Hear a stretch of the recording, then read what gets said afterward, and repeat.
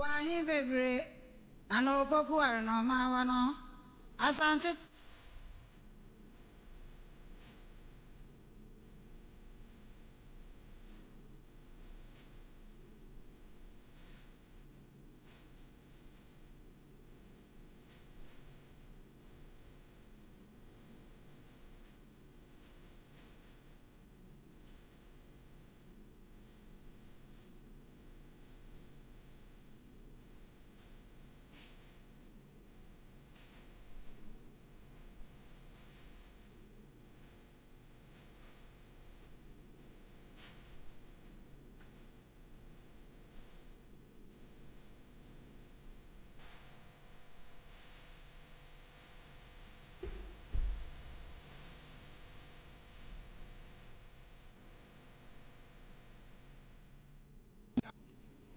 Ewe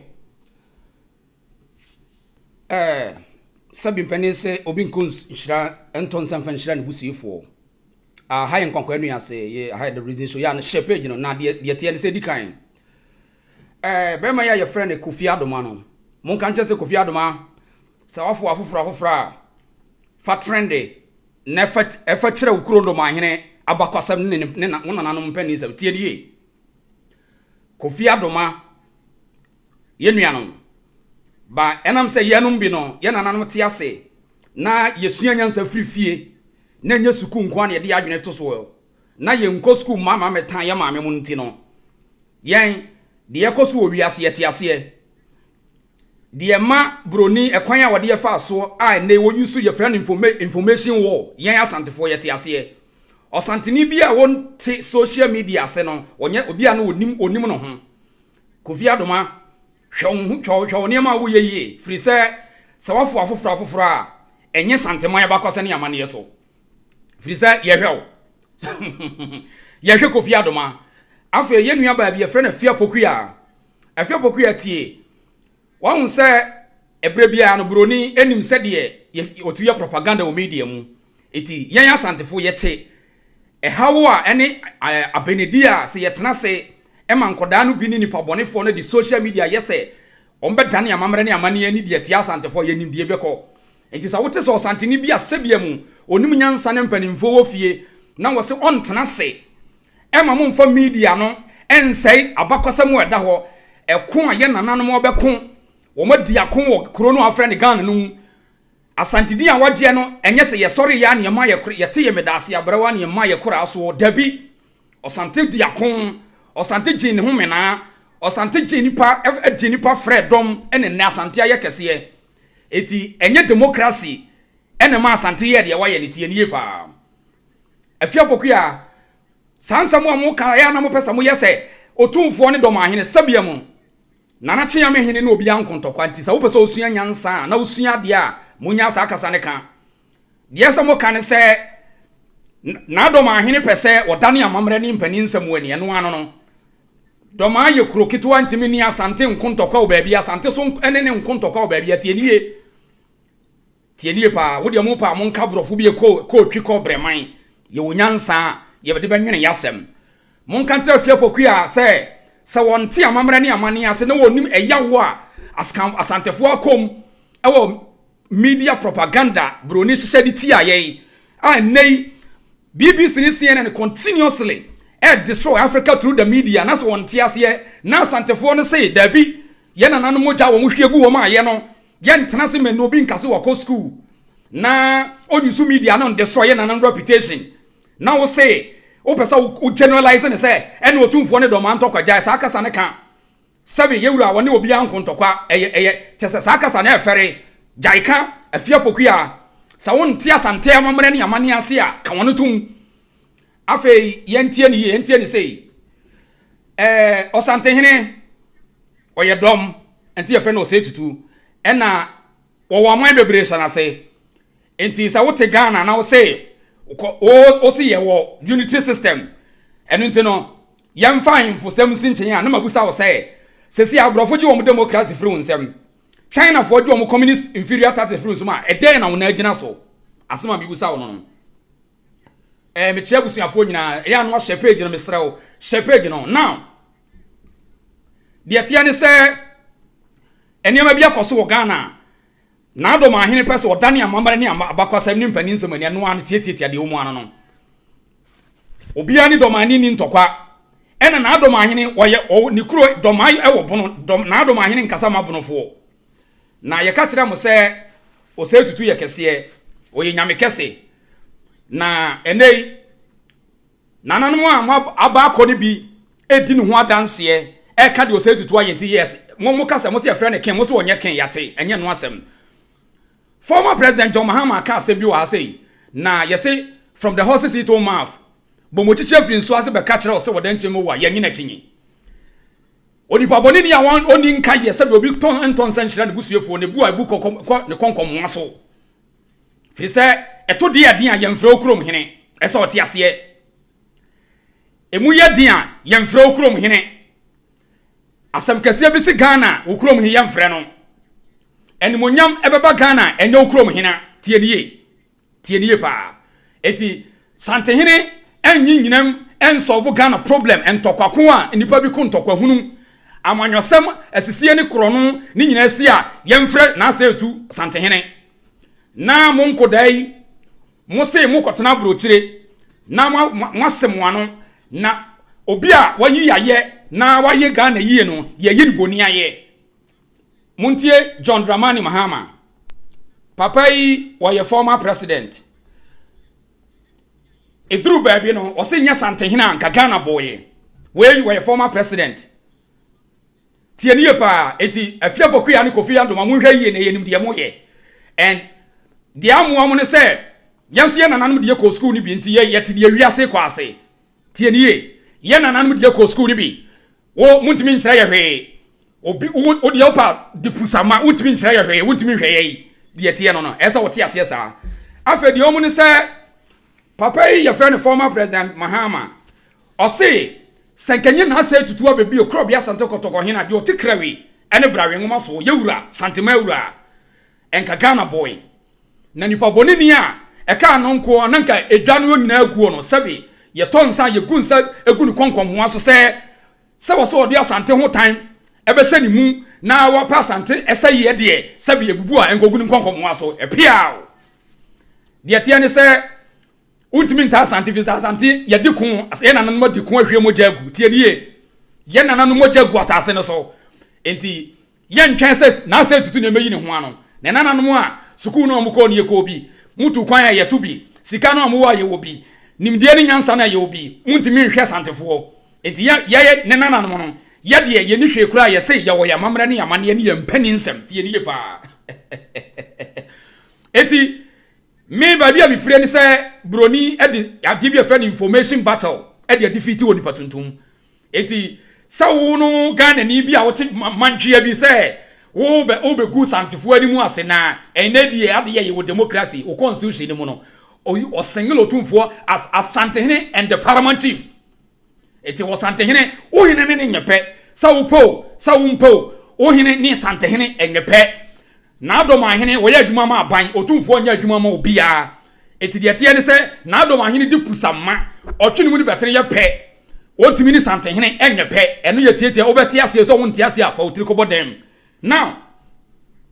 papa your friend John Dramani Mahama or your fine gentleman the all can say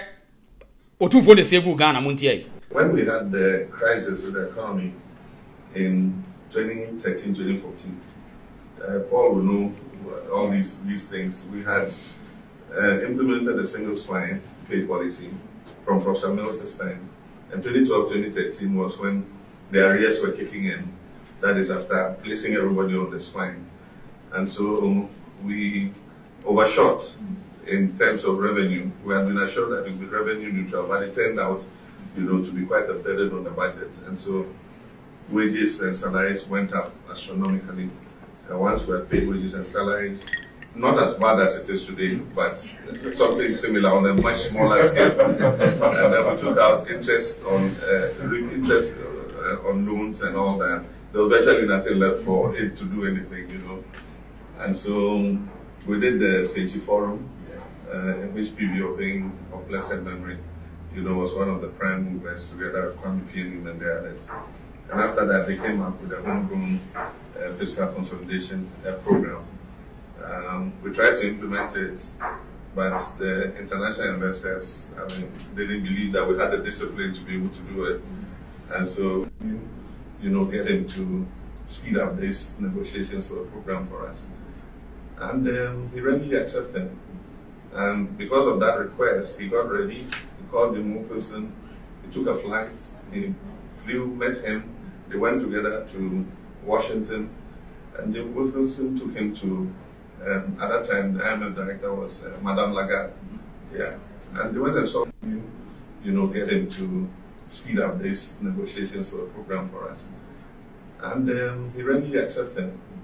And because of that request, he got ready, he called Jim Wilson, he took a flight, he flew, met him, they went together to Washington, and Jim Wilson took him to, at that time, the IMF director was Madame Lagarde. Yeah. And they went and saw her. And after the meeting, in a short space of time, things changed, and then suddenly we had the extended credit facility, the ECF. And that is the program that turned the economy around, because I'm proud that under that program, in 2016, almost for the first time in our history, we did zero central bank financing of the budget. We didn't take one single cedi, from the central bank, and then we handed over, to the new administration. So as for Otumfour, I could say so many things about him. Of course, you've talked about the Gabon thing. He was the prime mover in terms of settling that crisis. And that is because of the historical links that the stool he sits on has with those traditional authorities. Gabon and Ashanti have had those links historically. The same with Gabon and Gunja, Gabon and Mapusi. So because of those traditional links, it made it easy for a person like him to be the interlocutor, to be able to restore peace. Yeah. So we're proud of him, and we're happy that this coin has been issued. I believe that in most countries, and we should have been doing this long before,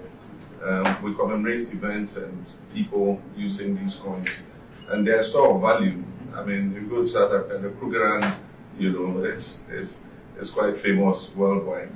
And to think that we have overtaken South African gold production, then this is the last piece of the jigsaw that we need to put in there. Okay, so that was John Dramani Mahama, former president. Oye Sremu Sejata this year. Na no kura ne say wuyi osantehene oyi na wanyina ya na eha adwen fi say duru ba bi edene no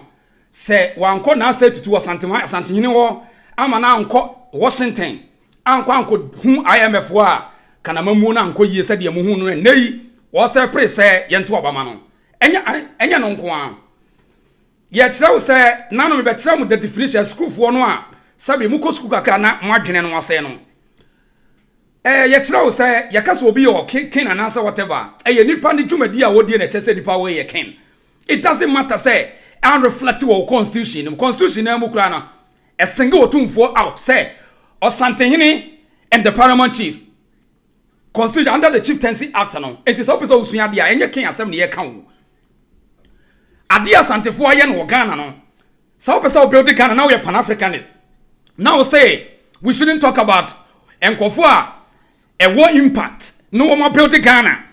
now we dominate here we say do not talk about it yeah na yet mo sabe mo brofo kan say tribalism no a na sabia mu nyansa na wo fom kakra to the sense say edru dia dia yemfra wo semfra wuni tie ni ye ba tie ni Osantehene eya Santeman ewura no. Entokwasi dagon no. Ya mefro ukrom hene. Esa odwene saa. Se wo hene ntimi ni tan Osantene nyepema ne nye nya no kore. Akwesa Ghana te osisi yi. Ye say chinchina America ne Ghana enyepe. Wo ye sa wo yare. Wo yare. Asantehene wo te osisi yi ya Asantefo odi Asantefo anim no. Odi nkro baako adiosia num 65 states tienie. Enti ukrom hene ntimi ni Asantehene nyepe. Esa odi ka te eno ase. Eno ti ase a enkyira wo se wo ye weak ana se wonim nyansa wo.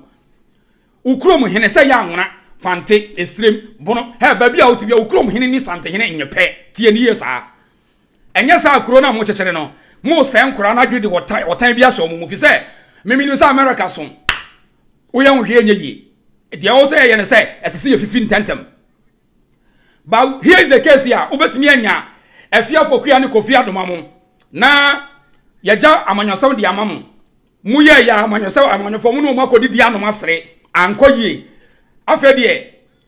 yadie kakra ka ye nananu ani monyam kakra ka no so a mo pesa mo di ba bebo amanyese mu hweye now papa we ya friend former president Rawlings tie Rawlings so ohine ba akopɛ o ohine pon ba akopɛ ni dwumadi a o ma former president bia confess mana Rawlings so ba be confess tie Rawlings Nana wa bomodin ama Asantefo ama Ghana for ama yemianum Gabon for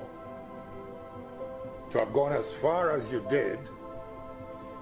the sleepless nights and all the time you spent assisting our government. I think I should also use the occasion to say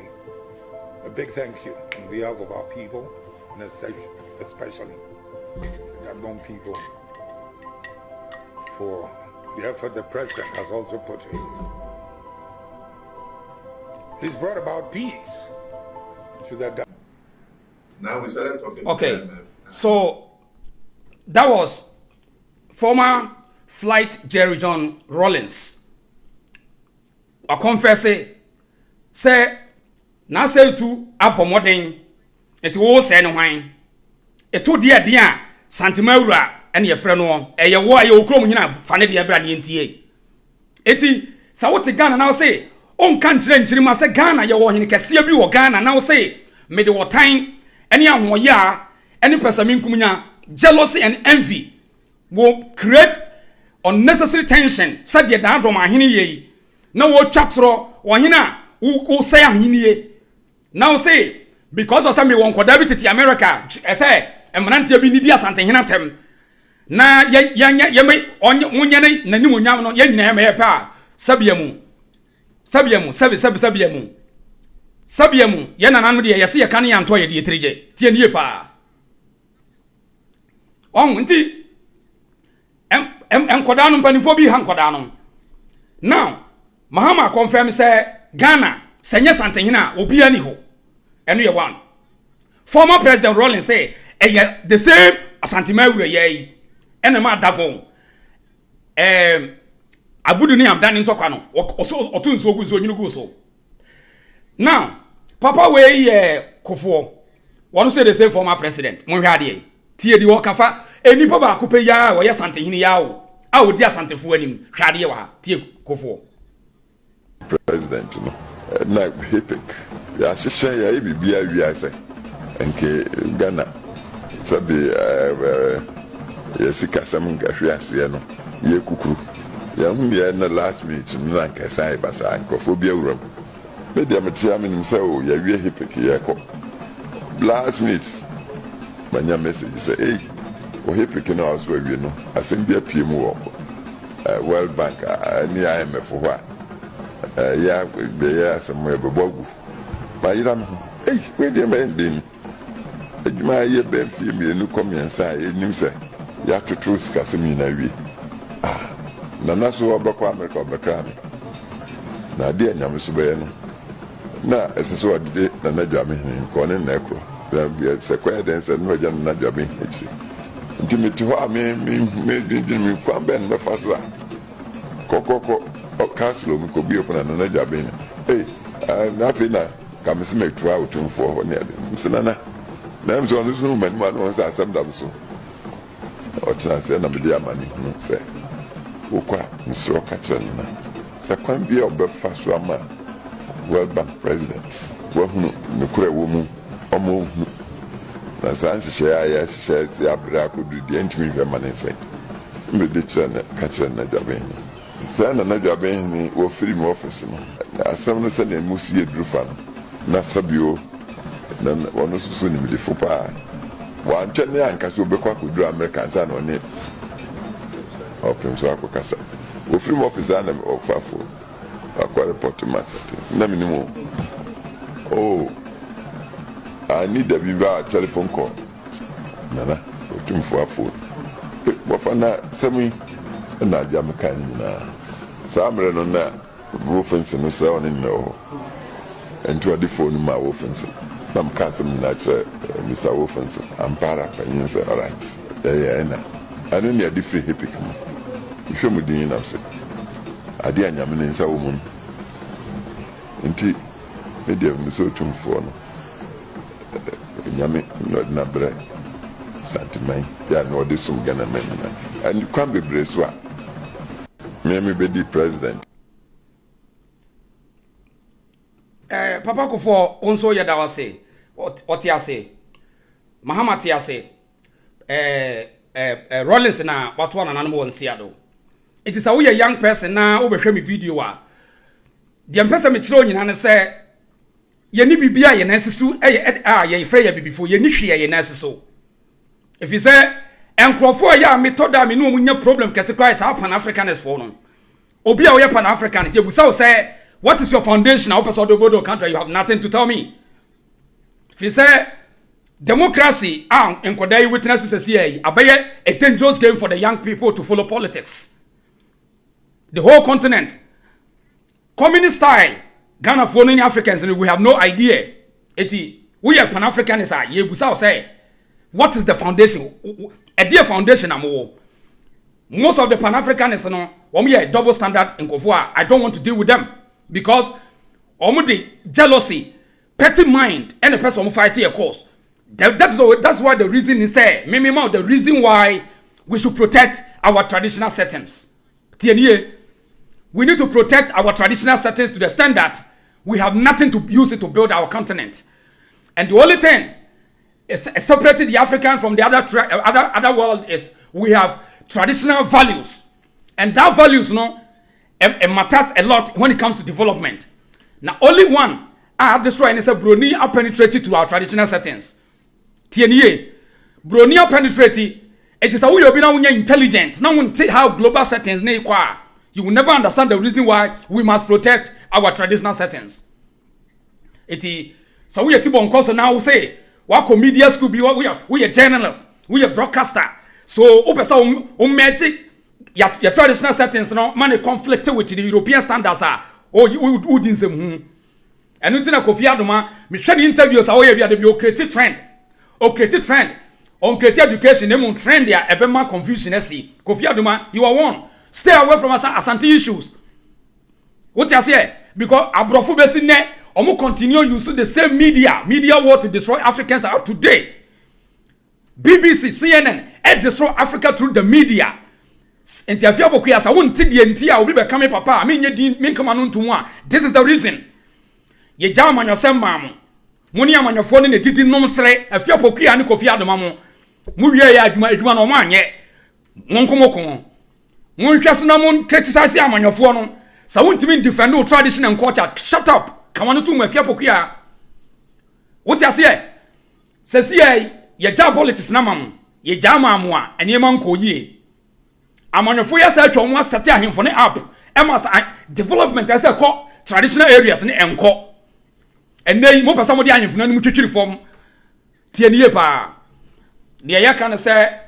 Osante tiase na asante din na wanya no enya hongunu so enya de modwen no a ye na nanu di akon emoja hwiagu ye na nanu ahwere wo nkwa nti sa asante ya akodom akokon wagigi nkro bebre ama adi nipa bebre abeka no ho na Kwame Nkrumah baamu political administratively na obeche be se bono baabi ya bono ne ahafo Otumfour ekuro asantema ekuro na ya chemu a eno it doesn't take the fact say e asantefo ne woni ene te ho ma boti ni sa na se moja ne nane enti de ya kan se akwantu amatu bi ye to bi sukunu amakwa yakobi sikanu amanya ye obi enti bibia ni wa ye be makwan se mu mefa ye nanan mu ntwitwiri fom ensu da anase ye ntena se na mu nyusu social media na mu fa ntwatro enane aman ampanin sem ensi da fi se mu no mani ji se mu be koso aye nkoma abrofo yenim sa enipa be brete Ghana se Ghana pa be dominate with abibifu amamre ne amane de anka broni ni yeso yenim ni nyina na sa nipa na se twa no so pese Ghana nye yi ebubu ankobo otirisi no wapampa so de tie no no efrisa wonim broni wo ho se bibini bede no ho no ene na nka je se na se ahye enti the only thing is say yen kodai ye bete broni asese ehunu ne dwumadi a wodi ne yafa sa akwa no so a no e de abre na se enti de ye kan say broni yinsu information war ene de so Africa se ye won fatuo ni akode biu information battle no wodi defeat ye enti ade ba ko ye betimi de hweto mo down e say we will start from our tradition your history and your culture and we build it up and then we use it as a tool to defend. It is how ye trans na wo mo a wo na nanu adi akon a wo ye important a wo ye dominant wo ye united wo full administration a wo se ye nyi wo nsi nchen na ye nkofo broni de no ese wo no wadwene ne boko de boko it de ye kan say osantenyene all the former president na ye the high rank position wo Ghana no wo mu nyina se senya wo no a enko mama mu anko yi what you say senya wo mu a enko mama mu anko yi it is a we young person ti ase say wo utwu ni betere ye pe osantenhene ena ye kese ye wo Ghana na wo no ena ye gina so a eniema asantefo na ye ne betimi di aboa ma Ghana akọ nanim what you say Nkrumah baaye Kwame baaye no obeye bi na mum wanfa bibie ye different bi ama enu nti na ye easy say abrofo no tibi shoot on down no tie ni ye sesi Otumfour ne Mahama the same thing just IMF ne decide the economy ni tie ni ye it is a way pan-Africanist now we say we want to build Africa you cannot build Africa with just lip service you cannot build Africa with lip service it won't work the only thing is that what is the plant are you planting today show me a seed that you are sowing because without sowing a seed you cannot win because every system beyond Abrofuno, they understood it more than you. Tiediepa. What you say? Until the only way I bet me a demonstrating, at me a distancing and free Abrofuno and say, we must go back to our root, pick our culture, use it and build as a weapon. It doesn't matter corrupt chiefs are more system, no, it doesn't want something here. So, Sesi busa ho say e dia foundation pa na Ghana wo Ghana no be yetimu say any foundation democracy ayente ase ya dia ne say the two abakeke we don't understand the way we build people but in order for you to build a strong country you must unite the people build them build the people and then the ideas will come from the people but here is the case here Ghana for no school BIB because we don't build people we expect Nkofona we weak to build the country. Impossible. Obia, you don't want to build the people, but yet you want the people to build the country. It's impossible. And work it that. The only way is to build the people, and then the people will build the country. And in any case, every country be a powerful, and it tells you the people are powerful. If you want to see any powerful country be it is by the people. Any country na build nipa people build country eti asante sa asantefo attractive asante hini attractive we ase said the nra Britain for ya say upe monarchy popular attractive the Ashanti kingdom and they do makoto magazine nim say abrofo nyina nhwe asante hini no a e kire wo say people have to unite build something you need to have something to stand on it asante will be a yegina so Asante will be a jinaso. It is a Ghana percent build here. We must learn from the Asante. On Tiasiasa, who's where down? Whether still, Ukromo Hine, one is something in your petty Asiasa. And now politicians in the constitution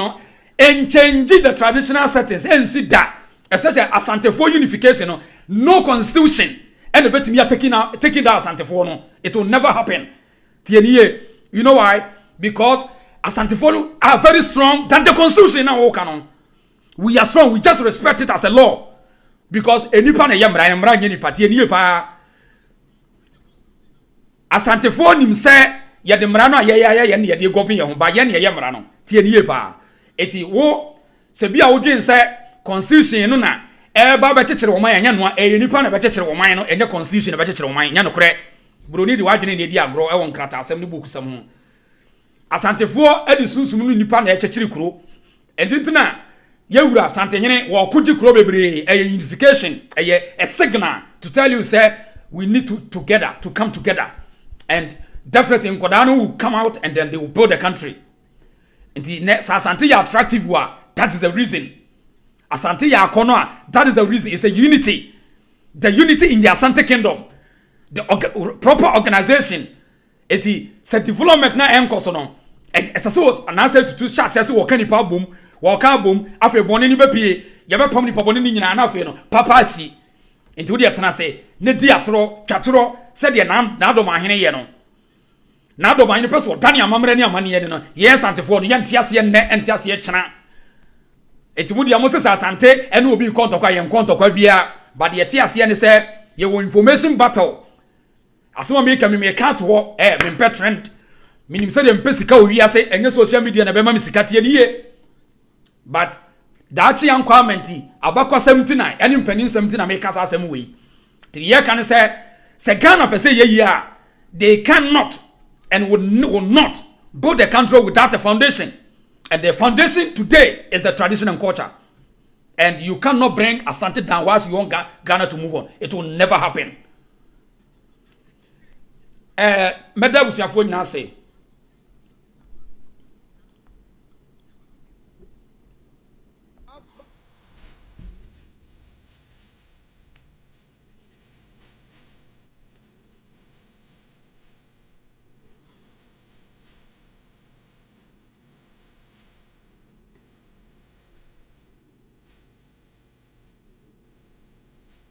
Pia,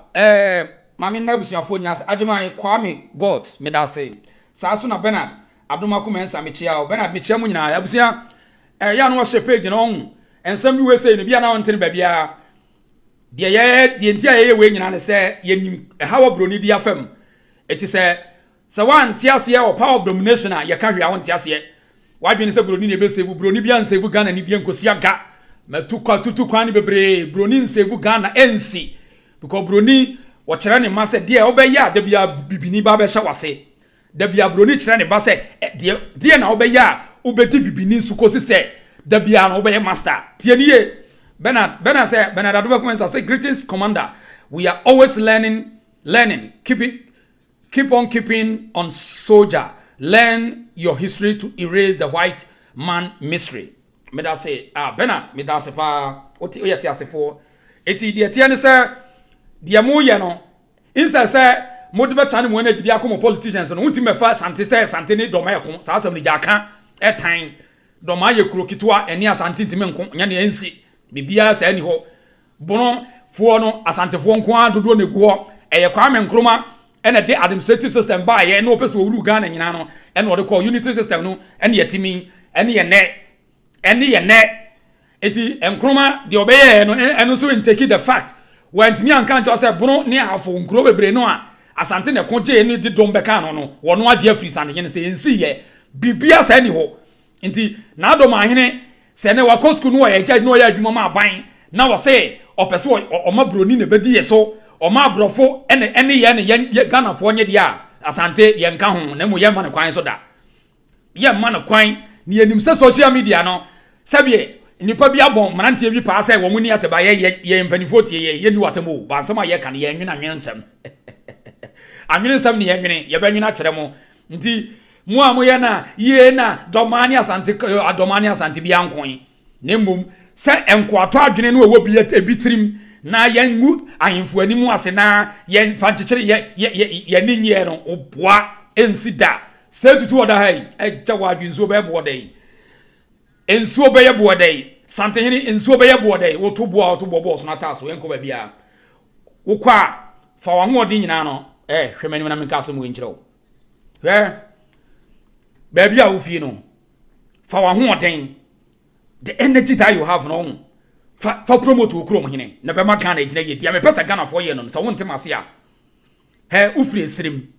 sandema bole konkomba dagomba whatever promote your chief ukrom hene promote no mame what I like that me pesa wo yes ade na mame what voter region promote ukrom chief no mame social media na what so wudi nsem promote your chief today enkran uti akra ho promote nkrafo ahemfo no any cultural traditions am won iriade central region takrade promote it odi promote culture na mehwe eno ene be Ghana cultural revolution ni besi na fe no yahunu say we will identify ourselves as Ghanaians won't mean promote ukrom hine o kan wa na twetwetwe na asante for this head watch obi aso mu ukrafun ko promote ukrom hine asenya akono ntimi nye Nemum asante ya akono Otumfour ho akono ne ye ka wo se wonte ase wo ye hwan ufre krache oba hema tie nie enya wotime da ase abra no fa akora wo kasa asante ne ha na wo be firi ho 15th century na asante di akono abro na ukrom ni wote wo wan no okro bem sawuni abakosam ne a na kire wo se wo nananom anko tie nie sene wabakosam na wo hu a etira wo sawuna nananom nko da yen nananom akonda etine ye wabakosam no enu tine ye wakono no onimu aye ka kire wo nananom nko da ntina wonimu amamre na wabakosam no onim panin nsem a kawano tum ye nananom diakon osante ya diakon etisa wonimu a yen kan kire no etie o ka se wo te santefo na santefo ye sa na se kwa hu enya kwa ebim do mo nkwa kwatwa so sales prempe the first of course sales ya santo akwa wa ma Ghana for fa fun fa serelo no mo ya santefo ukọ serelo na mo ya santefo wo mo kọ no mo ka ho muni ma yan ka ye nuane ye na nanu makoka kwan o mo ka kwantimfi wo mo ama biewu ukọ Portuguese mi ba be kire wade Portugal wo mo di nipa bi ekos enkasa na si dan me ba kire o sa de no unim nipa kro muni mususa mo ye nkoda munim de ekoso tine ye sesika tu kwan no ye kotu tu kwa kosu nyansa oti ase enti de ye kan se ye de broni ne ye target no ade a broni de aye na nye tete mi hu se akoda bi ti wona wo se na no na odidi ahifo bi atem a wa bi so jaisa na wo democracy na amwa democracy na wote na amwa wa se ya dada sefa koto aba keke wa say wo to aba na komode wo obi a wo koto aba e komode wo oti ase wo ebi a one day wona odi change ni beba me de besi ase ye frem odi she ba mpacho sa wo pa no wa share page no eya asam na ye history na ya sha ase no wo pa share page no why obi nhye odi abo no be konso ntimi nhye ne se wonum nsio de ye kan se de mo be ye bia na ye ti ase ye beba ye kirem abakwasam ne mpani sa de ye kirem step by step nti wo de mon planning na mon famra ye dey nay ya expose all the former presidents say ohini bia ni ho a woni tumfo seso eyepe na asamsi a Otumfour de frɛ no tietietia sa wo ye ken enu anya zo asam ne ye ka ye de ye say animonyam any appreciation munyu Otumfour aye katra oba say santenhene no waboa Ghana asantenhene waboa Ghana said ye wona enkramofo okọ kumasi a 100 years Otumfour so mo fanse mo nkram odan na mo ntena mo nkyɛn me na mo ntena me nkyɛn wa ha sei tinkramofo no say osantehene ne sasu ni ho it is a chena no twa ho obetena international obetoto ayampia sabe ebubu nkonkomo aso obi nton san fan kyerɛ ne busiefo na obi ka se pudo nhia ye nyina ye betene dwo pia ye from ode se ba me da mo nyina mo ase de ye ka ne se amamra ne amane ne abakɔse ne mpaninsam hwehwɛ bi ne sua na abete de ye na se nya sa onti aso ye da ekom so bɛkɔso adew ubesu obi aso ntie pia mo fansi ase na yewura mfamempon na efrato oduma Oduma